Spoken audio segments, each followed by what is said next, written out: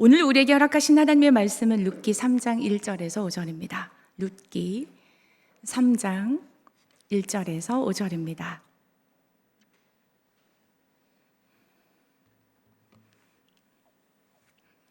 같은 목소리로 같이 읽었으면 좋겠습니다. 시작. 룻의 시어머니 나오미가 그에게 이르되 내 딸아 내가 너를 위하여 안식할 곳을 구하여 너를 복되게 하여야 하지 않겠느냐. 네가 함께하던 하녀들을 둔 보아스는 우리의 친족이 아니냐. 보라 그가 오늘 밤에 타작 마당에서 보리를 까불리라. 그런즉 너는 목욕하고 기름을 바르고 의복을 입고 타작 마당에 내려가서 그 사람이 먹고 마시기를 다 하기까지는 그에게 보이지 말고 그가 누울 때 너는 그가 눕는 곳을 알았다가 들어가서 그의 발치 이불을 들고 거기 누우라. 그가 내 할 일을 내게 알게 하리라 하니 룻이 시어머니에게 이르되 어머니의 말씀대로 내가 다 행하리이다 하니라. 아멘. 코로나로 인해서 다음 세대 예배가 온라인으로 진행되고 있습니다. 특별히 금요 저녁에는요, 어와나라는 것을 하고 있는데 보이지 않게 헌신하는 목자들 그리고 부모님들 덕분에 금요일 어와나도 온라인으로 잘 진행하고 있습니다. 어와나의 사역 중에 핵심 사역이 말씀 암송입니다. 지난주 대전에 있는 한 TNT 친구가 그 3학년, 4학년 아이들이 이제 외워야 되는 그 책이 있는데 어드벤처라고 해요. 어드벤처 1권, 어드벤처 2권 있는데 1권과 2권을 한꺼번에 암송을 점검받으러 저에게 찾아왔습니다. 그러니까 통암송이라고 해요. 책 2권을 외우는 거예요. 약 99절 이상 한꺼번에 암송하는 건데 질문과 성경이 말하는 대답을 한꺼번에 같이 외웁니다. 그러니까 한 180절을 외우는 그런 느낌이죠. 제가 영상을 찍었는데 한번 보여드릴게요. 영상 보도록 할게요. 저 쓰여진 글씨를 다 외우는 거예요. 저것을 15분 만에 다 외우더라고요.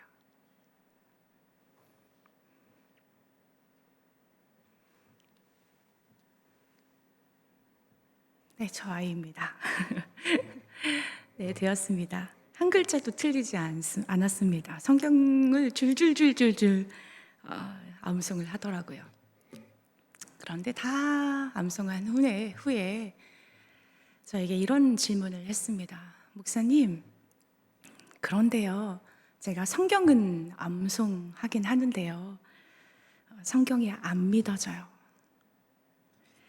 이런 친구에게 어떤 말을 해주고 싶으십니까? 어떤 말을 해줘야 이 아이가 믿음 안에서 장성한 자로 성장할 수 있을까요? 룻기 말씀을 보면 엘리멜렉 가족이 흉년이 들자마자 하나님을 버리고 우상의 땅 모압으로 떠났습니다. 살아보겠다고 떠났지만 남편이 죽고 아들들이 죽는 비참한 것을 맛봅니다. 그러나 하나님의 은혜는 베풀기 위한 여지 나맛더라의 은혜를 남겨주셨습니다. 그 고통과 아픔 가운데서도 남겨놓은 은혜의 씨앗 때문에 나오미와 룻은 베들레헴 떡집 하나님의 은혜가 있는 땅으로 다시 돌아오게 됩니다. 이들이 베들레헴에 도착한 시기가 보리 추수할 때였습니다. 룻은 주저없이 밭으로 나가 당장 먹어야 하는 보리 이삭을 주우러 나갔습니다. 그리고 우연히 밭에서 보아스를 만나고 보아스를 통해서 은혜를 덧입게 됩니다. 룻은 아침에 밭으로 나가 저녁까지 일한 후에 집으로 돌아옵니다. 그런데 늦게까지 일하고 돌아온 룻에게 시어머니 나오미는 꼬치꼬치 오늘 하루 있었던 일들에 대해서 물어봅니다. 오늘 어디에서 일했느냐? 누구를 만났느냐? 얼마나 주었느냐? 그러자 룻은 온종일 밭에서 일어났던 일, 그러니까 지난주의 일이죠. 지난주 말씀 속에 일어났던 일이죠. 2장 말씀이죠. 그래서 상세하게 소상히 나오미에게 이야기를 합니다. 조근조근 이야기를 하는데 룻이 말하는 그 말 속에 반복되는 말이 있습니다. 반복하여 사용하는 단어가 있습니다. 2장을 보면은요, 2장 2절에 내가 누구에게 은혜를 입으면, 2장 10절에 당신이 어찌하여 내게 은혜를 베푸시며 나를 돌아보시나이까. 2장 13절에 내 주여 내가 당신께 은혜 입기를 원하나이다. 계속 은혜를 반복합니다. 그런데 이 말을 듣고 시어머니 나오미도 동일하게 화답을 하는데 말을 합니다. 그런데 무엇을 또 사용하냐면은 은혜라고 하는 단어를 사용합니다. 룻기 2장 20절 말씀인데요. 룻기 2장 20절 말씀, 상반절의 말씀을 제가 읽어보면 나오미가 자기 며느리에게 이르되 그가 여호와께로부터 복받기를 원하노라. 그가 살아있는 자와 죽은 자에게 은혜 베풀기를 그치지 아니하도다. 이 두 사람이 나누는 대화의 핵심은 은혜였습니다. 그런데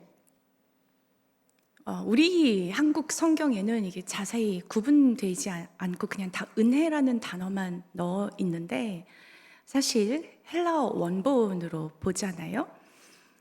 룻이 사용한 은혜와 나오미가 사용한 은혜가 다릅니다. 룻이 사용한 은혜는 헨이라는 단어를 쓰고 있고요. 히브리어 단어를 쓰고 있고요. 나오미가 쓴 은혜는 헨이 아니라 헤세드라는 단어를 사용하고 있습니다. 물론 한글 성경에는 똑같이 은혜라고 번역되어 있습니다. 근데 이 헤세드라고 하는 이 단어는 룻기가 사정받게 되지 않았지만 모든 장마다 이렇게 은혜, 이 헤세드라는 단어가 들어가 있습니다. 1장 8절 말씀을 보면은요, 본문을 보면은 1장 8절의 하반절 말씀 보면 성경을 좀 띄워주시면 좋을 것 같아요. 너희가 죽은 자들과 나를 선대한 것과 같이 여호와께서 너희를 선대하시기를 원하며, 이 선대라고 하는 단어가 헤세드입니다. 2장 20절, 아까 제가 읽었던 말씀이죠. 은혜 베풀기를 그치지 아니하도다. 이게 헤세드이고요. 3장 10절 말씀에 보면은 하반절 보면 내가 베푼 인애가 처음보다 나중이 더하도다 라고 하는 이 인애, 이 애네가 바로 헤세드로 사용된 단어입니다. 그런데 왜 나오미는 이 헨이라는 단어를 쓰지 않고 헤세드라고 하는 이 단어를 사용했을까요?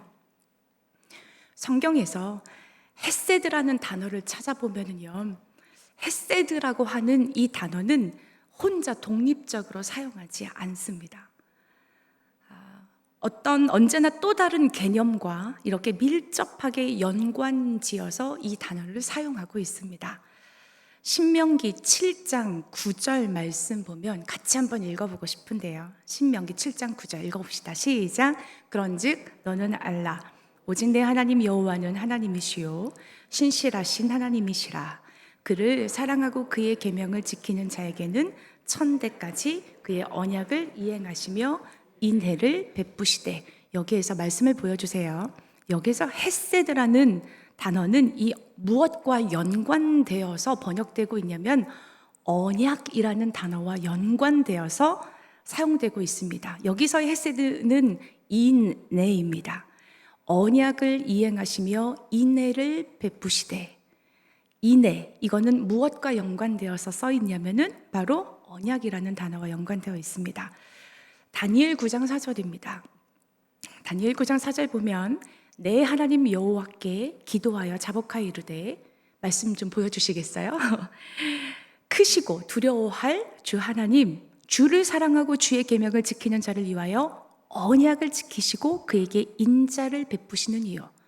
여기서 헤세드라는 단어가 인자입니다. 근데 이 인자는 무엇과 연관되어서 말씀하고 있냐면은 언약을 지키시고 이거와 연관되어서 함께 쓰여지고 있습니다. 이사야 54장 10절 말씀도 있는데요. 산들이 떠나며 언약들을 옮길지라도 나의 자비는 내게서 떠나지 아니하며 나의 화평의 언약은 흔들리지 아니하리라. 너를 긍휼히 여기시는 여호와께서 말씀하시느니라. 여기서 긍휼이라는 단어가 바로 헤세드입니다. 근데 이 긍휼이라는 단어는 또 무엇과 연관되어 있냐면은 바로 앞절에 쓰여져 있는 나의 화평의 언약은 흔들리지 아니한다. 이것과 연관되어서 쓰여 있다라는 거예요. 그 외에도 굉장히 많이 있습니다. 시편 136편 여호와께 감사하라. 그는 선하시며 인자하심이 영원함이로다. 이 감사의 이유가 사실은 헤세드 하나님과 연관되어 있고요. 여호수아 말씀에도 보면 2장 12절에서 14절 말씀 보면 두 정탐꾼이 자신들을 숨겨준 그 여인을 선대하기로 언약을 하지요. 이때 선대라고 하는 이 단어도 바로 헤세드입니다. 창세기 21장 23절 말씀을 보면 아브라함과 아비멜렉이라고 하는 사람, 이 사람이 또 언약을 맺는데 여기서도 후대하다라고 하는 이 단어가 바로 헤세드입니다. 어렵죠? 이렇게 주구장창 제가 설명하는 이유가 있습니다. 중요한 사실 하나, 헤세드라는 단어가 사용될 때는 언제나 하나님의 언약과 관련되어 쓰이고 있다라는 사실입니다. 그러니까 이스라엘 백성은 헤세드 하면 본능적으로 떠올리는 것이 무엇이냐면 바로 언약입니다. 하나님의 언약을 떠올립니다. 나오미 또한 마찬가지였습니다. 그녀가 헨을 쓰지 않고 헤세드를 썼다는 것은 바로 언약을 떠올렸다라는 것입니다. 나오미가 떠올린 언약은 무엇입니까? 그 하나님의 언약은 구체적으로 어떤 것이었습니까? 그 언약은 바로 창세기 9장에 아주 정확하게 나와 있는데요. 창세기 9장 8절에서 17절 말씀을 보면 이 말씀은 홍수 사건 이후에 주신 언약이 있는데 그 언약의 증거가 뭐냐면 무지개를 주시잖아요. 이게 다시는 심판하지 않겠다라고 하는 그 무지개를 언약으로 주시잖아요. 그 언약이라고 하는 단어가 창세기 9장 8절에서 17절 이 사이에 7번이나 나와요. 그러니까 9절, 11절, 12절, 13절, 15절, 16절, 17절 계속 반복해서 언약이라는 단어가 7번이나 나옵니다. 무지개의 색깔이 7가지입니다. 그 언약의 핵심은 무지개입니다. 왜 하필 무지개를 두고 언약하셨을까? 무지개, 쉐케드라고 하는 원래의 뜻은 활입니다. 무지개 모양의 활에, 무지개가 이렇게 생겼잖아요. 무지개 모양의 이 활에 화살 촉을 장착하여서 당기면 그 화살 촉이 어디로 향합니까? 하늘로 향합니다. 즉 하나님의 가슴으로 향하여 나라가 꽂히게 됩니다. 이것은 하나님은 우리를 절대로 심판하지 않겠다는 의미입니다. 그러나 그냥 심판하지 않겠다는 뜻이 아닙니다. 하나님 자신이 그 화살촉을 직접 맞으시겠다라는 것입니다. 하나님 자신이 대신 심판을 받으시겠다라는 것입니다. 즉, 이 무지개의 언약은 대속의 언약입니다. 이 언약은 인간과 인간이 세우는 언약과는 근본적으로 다릅니다. 창세기 15장 12절에서 18절 말씀을 보면 하나님이 아브라함과 언약을 맺으십니다. 그런데 언약을 맺으실 때 하나님은 아브라함을 깊이 잠들게 하신 후에 언약을 맺으십니다. 창세기 15장 12절 말씀 보면 해질 때 아브라함에게 깊은 잠이 임하고 큰 흑암과 두려움이 그에게 임하였더니 아브라함에게 깊은 잠을 자게 한 후에 언약을 맺으셨다라는 것은 어떤 의미입니까? 일방적인 것입니다. 일방적으로 언약을 맺으신 이유는 무엇입니까? 인간과 인간 사이의 언약은 한쪽이 깨지면, 한쪽이 지키지 않으면 깨어지는 거죠. 그러나 하나님과 우리 사이의 언약은 인간이 설령 깬다 할지라도 그 언약은 끝까지 지켜집니다. 그래서 일방적으로 언약을 맺으신 것입니다. 설령 이스라엘 백성들이 하나님을 부인했어도 다시 돌아오기만 하면 하나님은 그의 자녀에게 은총을 베푸신다라고 하는 그 언약이지요.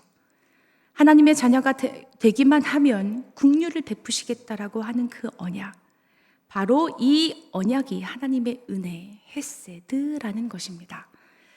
나오미가 베들레헴으로 돌아올 수 있었던 것도 바로 돌아오기만 하면 축복해 주실 거라고 하는 이 언약을 붙잡았기 때문인 것입니다. 이 언약을 붙잡았기 때문에 베들레헴으로 고향 땅으로 다시 돌아올 수 있었고 룻을 밭으로 보낼 수 있었다라는 것입니다.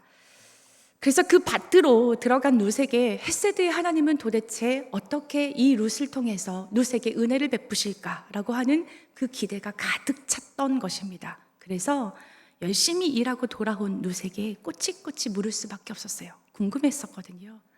하나님께서 너에게 오늘 하루 어떤 은혜를 베푸셨니? 그게 궁금했던 거예요. 그런데 룻의 말을 듣고 보니 놀랍게도 그가 붙잡은 말씀 그대로, 고백한 그대로, 믿은 그대로 며느리 룻에게 헤세드가 나타났던 것입니다. 그 헤세드의 하나님이 밭에서 보아스를 통해, 그리고 보아스 사원들을 통해 풍성하게 나타난 것입니다. 자신이 믿은 대로, 자신이 고백한 대로 헤세드가 며느리에게 나타난 것을 보면서 놀라움을 금치 못합니다. 그래서 그때 그녀는 다시 한번 입술로 헤세드를 고백하고, 아니 선포합니다. 이렇게 선포하지요. 룻기 2장 20절. 아까 읽었던 말씀입니다. 같이 한번 읽어볼까요? 시작. 나오미가 자기 며느리에게 이르되 그가 여호와로부터 복받기를 원하노라.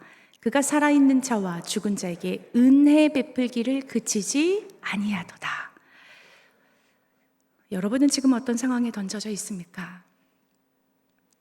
우리의 경험과 능력, 상식으로는 도무지 일어날 수 없는 그런 처지에 놓여 있습니까?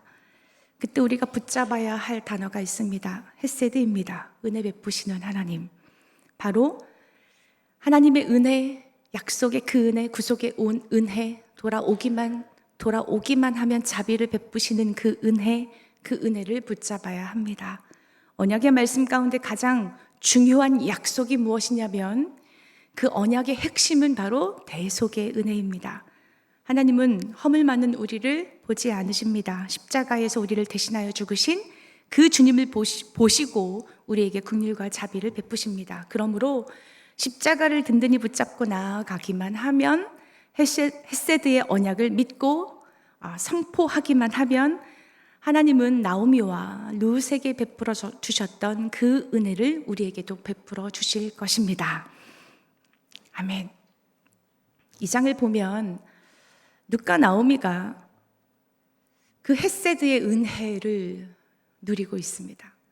그런데 오늘 저와 여러분이 함께 읽었던 그 3장에 들어가 보면은요, 보편적인 상식, 어떤 도덕적인 기준, 관념으로는 도무지 이해할 수 없는, 우리 문화에서는 아주 낯선, 좀 이상한 사건이 일어납니다. 나오미가 며느리 룻에게 그야말로 생뚱맞은 지시를 내립니다. 룻기 3장 3절에서 4절 말씀 같이 한번 읽어볼까요? 시작. 그런즉 너는 목욕하고 기름을 바르고 의복을 입고 타작마당에 내려가서 그 사람이 먹고 마시기를 다하기까지는 그에 보이지 말고 그가 누울 때 너는 그가 눕는 곳을 알았다가 들어가서 그의 발치 이불을 들고 거기 누우라. 그가 내 할 일을 너에게 알게 하리라. 그의 발치 이불을 들고 거기 누우라 그래요. 당시 이스라엘에서는 이런 행동이 여자가 남자에게 프로포즈 할 때가 간혹 있었다고 합니다. 그러나 보편적인 관습은 아니었습니다. 더군다나 룻은 모압 여인으로 남의 나라인 이스라엘 관습에 전혀 익숙하지 않습니다. 또한 신분상 보아스와 룻은 하늘과 땅입니다. 룻은 처녀도 아니었습니다. 그녀는 이스라엘 백성이 개와 같은 그렇게 취급받는 이방인 여자에 불과했습니다. 게다가 룻은 어떤 여인이냐면 룻기 3장 11절 말씀을 보면은요, 현숙한 여인인 줄을 나의 성읍 백성이 다 아느니라, 이렇게 기록하고 있습니다. 이 말씀에서 알 수 있듯이 룻이라고 하는 여자는 가볍게 처신하는 여인이 아니었습니다. 그녀는 온 성읍 사람들도 다 아는 몸가짐이 반듯한 여인이었습니다. 또한 룻은 며느리이지만 어머니의 말이라고 해서 맹목적으로 순종하는 여인이 아니었습니다. 나오미가 룻에게 자기 땅으로 돌아가라 라고 했을 때 룻은 그 말에 순종하지 않았습니다. 이렇게 볼 때 룻이라고 하는 그 여인은요, 자기 주관도, 자기 소신을 가진 그런 여인이었습니다. 나오미의 입장에서 보면 룻은 그야말로 살림 미천이요, 생계 수단이나 다름이 없었습니다. 이런 상황에서 지금 나오미의 지시는 솔직히 이해하기가 어려웠습니다. 어째서 나오미는 룻에게 이런 특이한 행동을 지시한 것일까요? 또 룻은 이해되지 않는 이 지시를 무슨 생각으로 따르는 것일까요?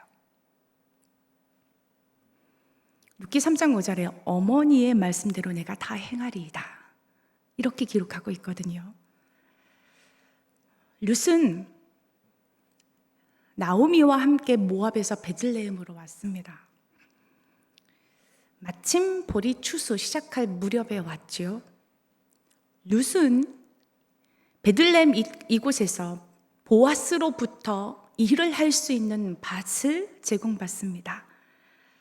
룻은 밭에서 자신에게 음으로 양으로 도움을 주는 여러 사람들을 만납니다.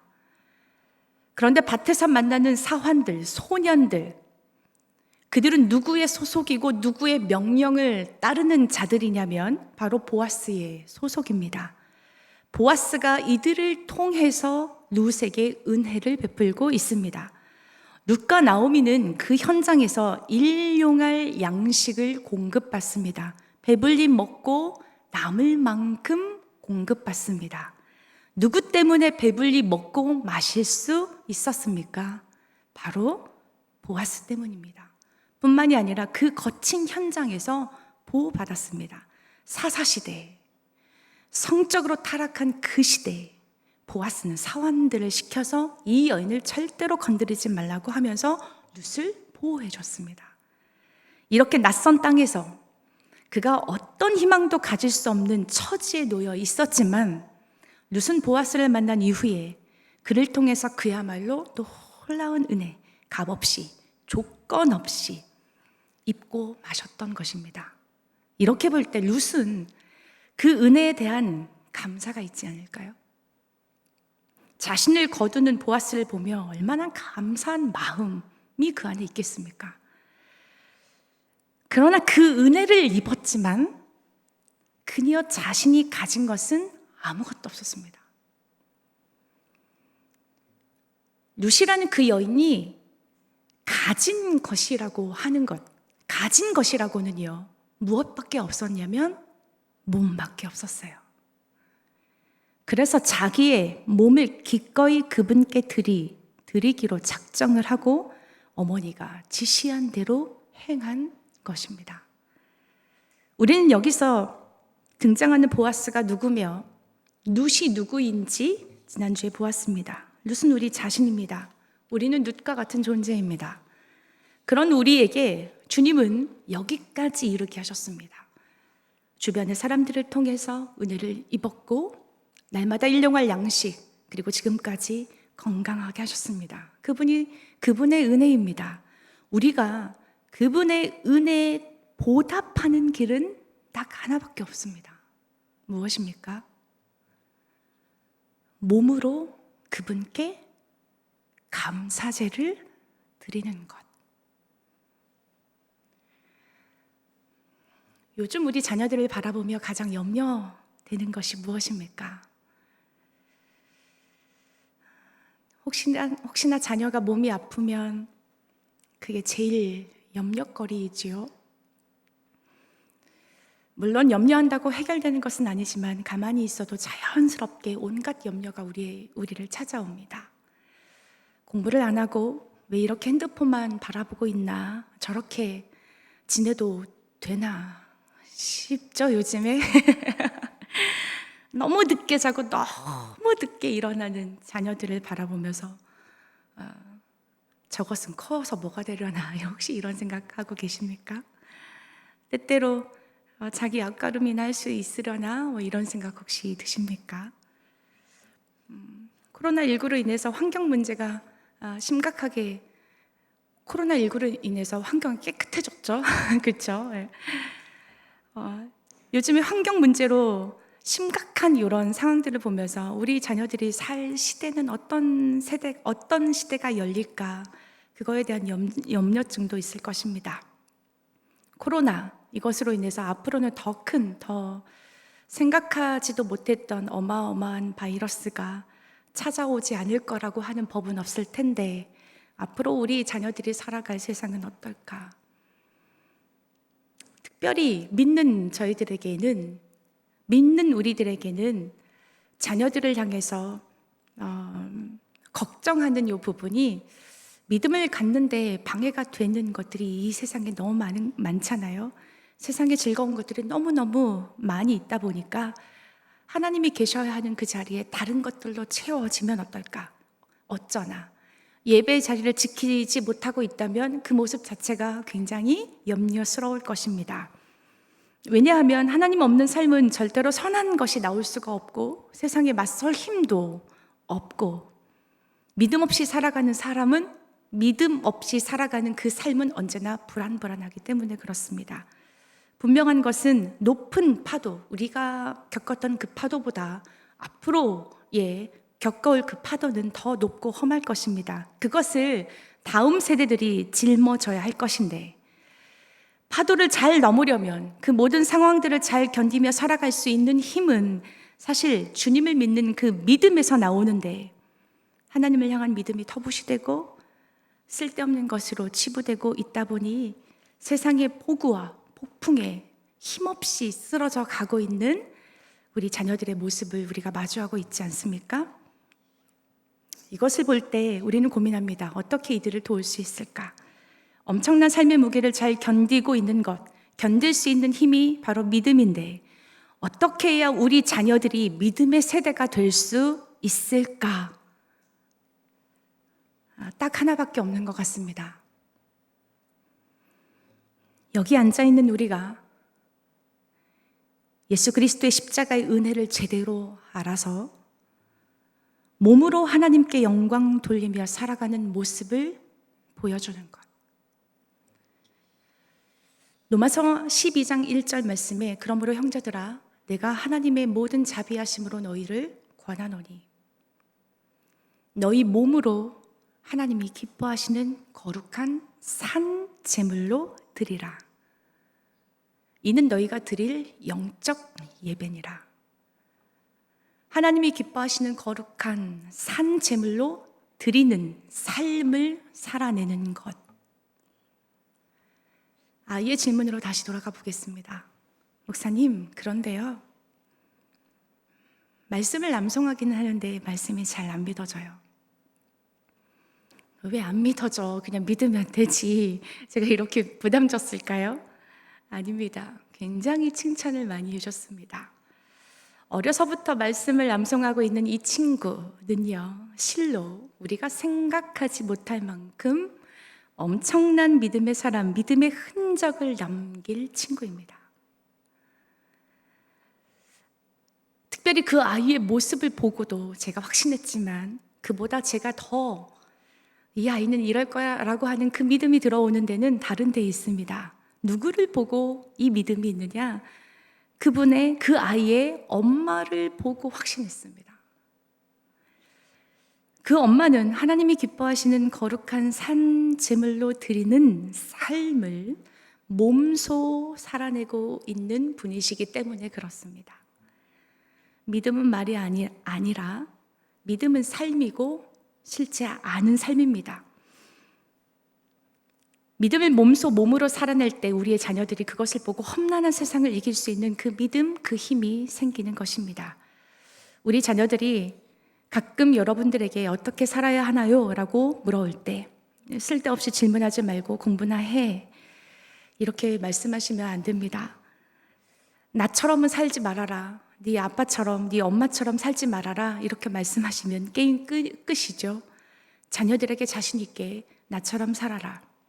보이지 않는 하나님이 잘 믿어지지 않는다면 보이는 나를 보고 믿으면 안 되겠니? 삶으로 하나님을 증명할 수만 있다면, 믿음으로 반응하는 삶이라고 한다면 믿으신 하나님께서 우리 자녀들에게 세상을 넉넉히 이기는 믿음을 선물로 허락해 주실 것입니다. 말씀을 정리하겠습니다. 헤세드, 이 고백 안에 하나님의 언약이 담겨져 있습니다. 나에게 돌아오기만 하면 반드시 긍휼을 베풀겠다고 하는 그 언약입니다.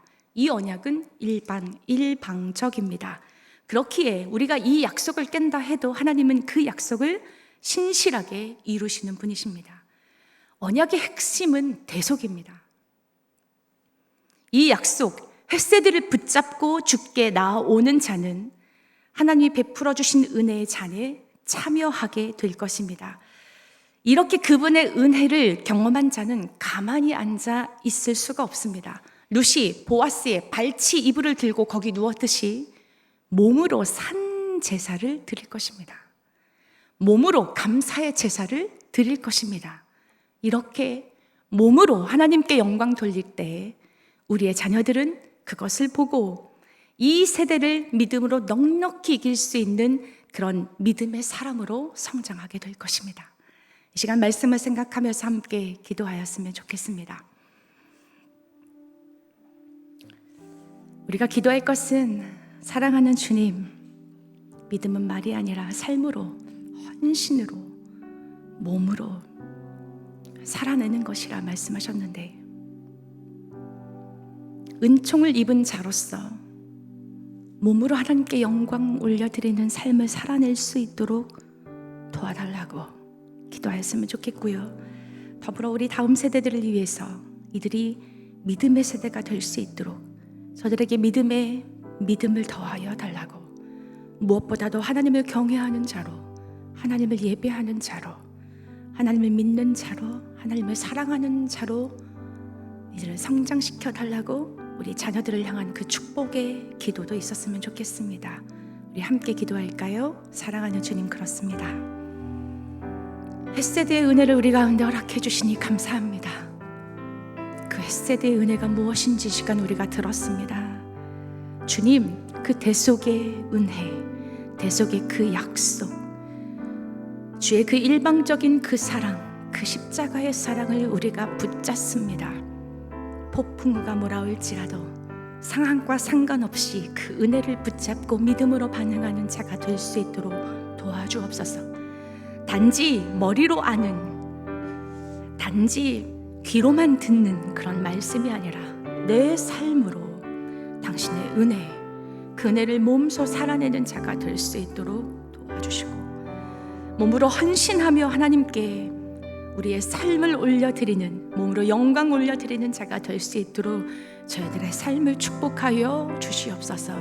사랑하는 주님, 이 세대를 향하여서 말씀하시는 주님, 믿음이 없고 믿음 갖기가 참 힘든 이 세대에 하나님 은혜를 베풀어 주십시오.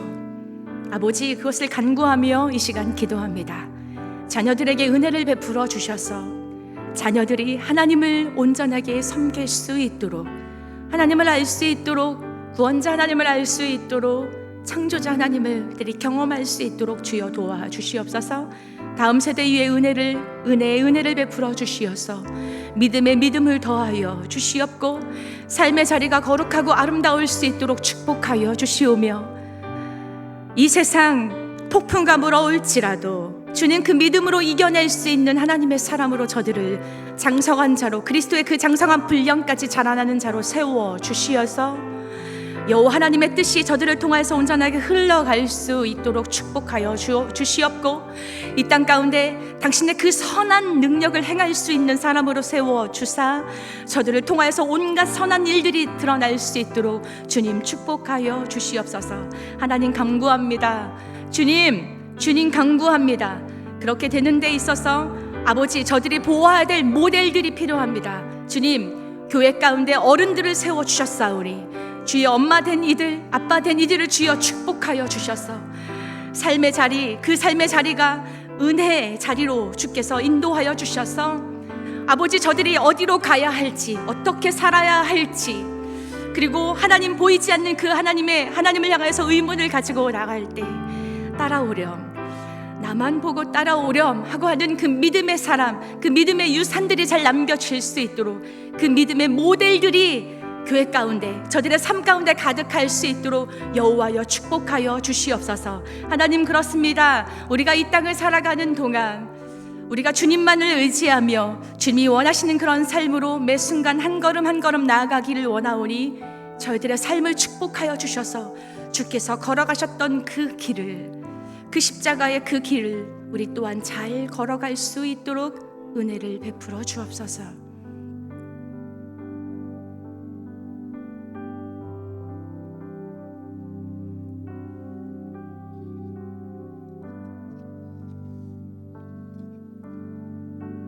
주 안에 있는 나에게 단 근심 있으랴. 십자가 밑에 나아가 내 짐을 풀었네. 그 두려움이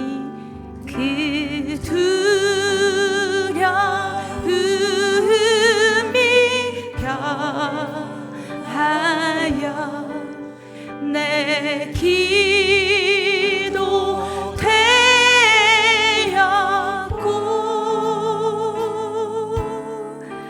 첫날에 한숨 벼하여 내 기도 되었네.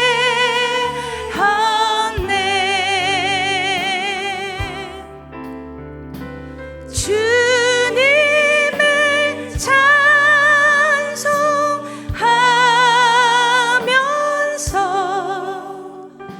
할렐루야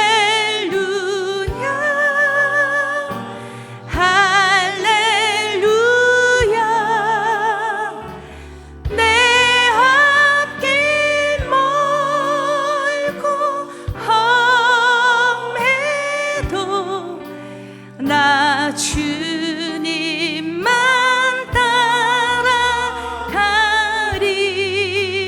내 주는 자비하셔서, 내 주는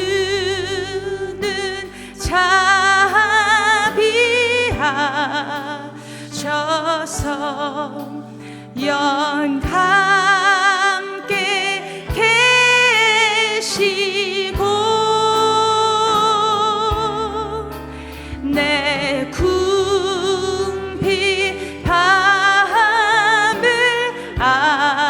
아시고 늘 채워주시네.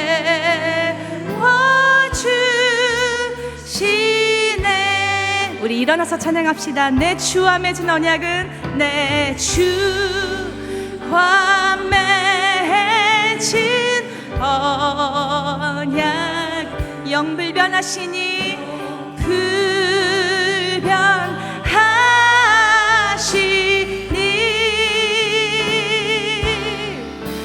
그 나라 가기까지는 늘 보호하시네. 우리 다시 한번 고백합시다. 내 주와 맺은 언약은, 내 주와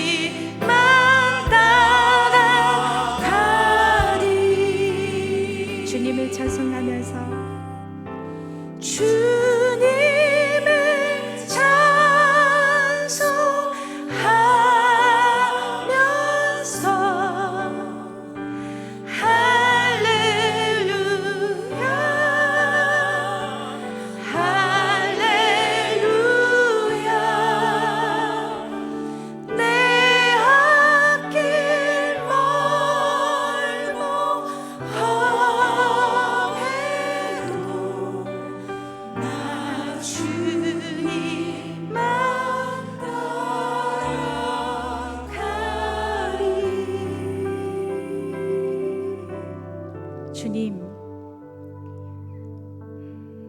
하나님의 열심과 성실함으로 약속을 성취하시고 우리에게 구원의 은혜를 베풀어 주셔서 감사합니다. 우리가 이 세상을 살아가는 동안 우리를 대속해 주신 그 은혜를 잊지 않게 하시고 그 은혜에 감사하며 매 순간 하나님 앞에 몸으로 감사의 제사를 드리는 자들이 되게 하여 주옵소서. 삶의 문제로 인해 깊이 낙심된 자들이 있습니까? 나오미가 헷세드를 고백하며 주께 돌아왔듯이 주님께만 돌아가면 주님은 은혜를 베풀어 주신다는 그 믿음을 가지고 주님 앞에 나아올 수 있도록 도와주시옵고, 주님 앞에 나와 엎드린 자에게 한량없는 주의 인애와 자비를 베풀어 주옵소서. 오늘도 그 은혜로 말미암아 오늘도 살았습니다 라는 감사의 고백이 우리 입술 가운데 끊이지 않도록 도와주시옵고, 우리가 서 있는 삶의 자리에서 겸손하게 더욱 주님을 의지하며 더욱 주님의 것을 사모하는 자들이 되게 하여 주옵소서. 무엇보다도 그 은혜를 깨달아 우리 몸을 주님께 드리는 복된 자들이 되게 하여 주옵소서. 주여, 다음 세대들을 주님의 이름으로 축복합니다. 이들이 감당해야 할 것들이 실로 무겁고 힘든데 하나님께서 이들에게 크신 은혜를 허락해 주셔서 세상이 요구하는 대로 살지 않게 하시고 도리어 세상을 거슬려 역동적으로 부흥을 일으키는 위대한 믿음의 사람들이 될 수 있도록 우리 다음 세대들을 축복하여 주옵소서. 그 일을 위하여서 여기 앉아있는 우리가 축복의 통로가 되게 하여 주사 몸소 우리의 삶의 자리가 다음 세대들이 보고 따라 걸어올 수 있는 신앙의 본보기가 될 수 있도록 저희들을 다스려 주옵소서. 오늘도 예물 두고 주님께 나왔습니다. 나오미와 룻에게 부으셨던 하나님의 은혜가 이들의 가정과 일터와 자녀들에게 충만할 수 있도록 주님 은총을 베풀어 주옵소서. 우리의 구속의, 우리의 구속자, 우리의 대속의 은혜, 그 은혜를 베풀어 주신 그 주님께 감사드리며 거룩하신 예수 그리스도의 이름으로 기도합니다. 아멘. 주기도문 숭하심으로 예배를 마치도록 하겠습니다.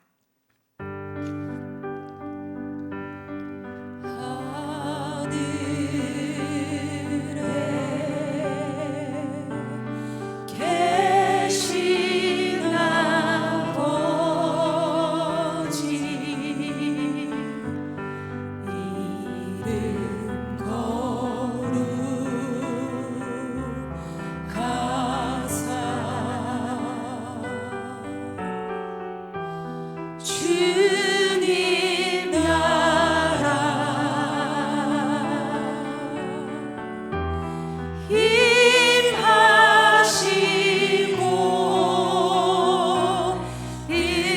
주시옵소서.